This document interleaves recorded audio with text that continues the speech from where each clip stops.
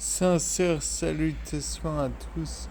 Je suis toujours Robert Mars et je voulais continuer ces épisodes de Gloire à Poulpi. Voici donc ce qui en résulte. On pourrait croire qu'il n'y ait pas réellement de changement dans les plantations que j'ai exécutées. Mais le fait est que comme vous pouvez le voir, il est possible de voir en dessous comment dire, de la terre où est plantée chaque graine. Et je puis vous dire quelque chose, même si les racines ne sont pas non plus énormissimes, il y en a des grosses, non. Par votre conséquence, je dirais qu'au moins il y a des petites racines, des racinettes presque, qui se forment. Et étant donné que c'est du marc de café, j'imagine très bien qui permet les plantations. Et j'imagine très bien que la plante va chercher à puiser aussi de l'eau, puisque le marc de café, par définition, n'est pas plus que du marc de café. Il contient certes des... il peut y avoir entre les divers grains qui pourraient, qui pourraient être dans le marc en lui-même des particules d'eau, mais j'en doute.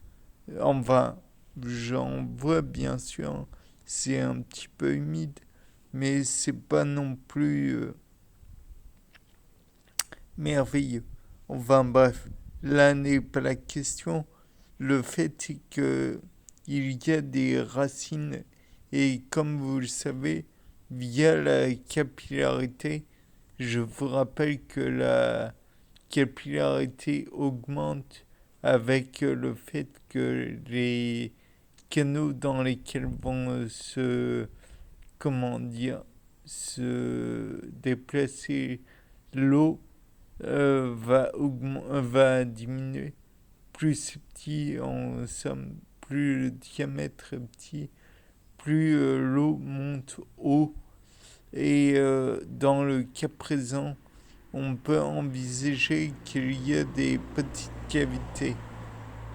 Et donc, l'eau va arriver plus simplement à l'intérieur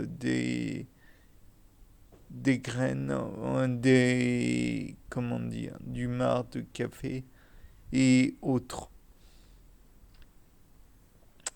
Donc, pour l'instant, on ne voit rien en surface, comme je l'ai dit, à part peut-être les coquilles d'œufs et comment dire, les grains de pissenlit qui permettent, comme vous le savez sûrement, la dissémination des grains de pissenlit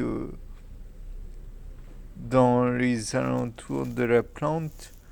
Et donc on parle d'anémocorée. Et le fait en fait est que bon, je vous ai expliqué mon expérience. Par la suite, j'espère que il va y avoir des levées de graines et que par la suite donc il va y avoir des fleurs qui vont se former puisque après tout c'est le but de la serre.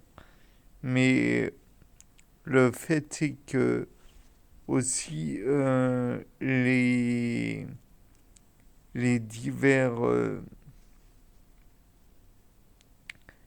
éléments qui constituent les milieux de culture des plantes vont enrichir les autres. J'ai essayé d'y ajouter des noyaux d'olive. Donc, à noter que l'olive verte est une olive encore immature. Seule l'olive noire est mature.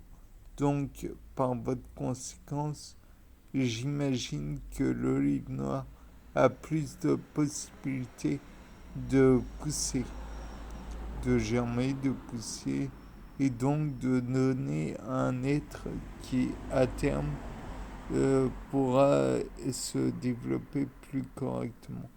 Et dans ce genre de circonstances, pourra être replanté en terre. C'était Robert Mars pour ce nouveau Gloire à Polki. Au revoir.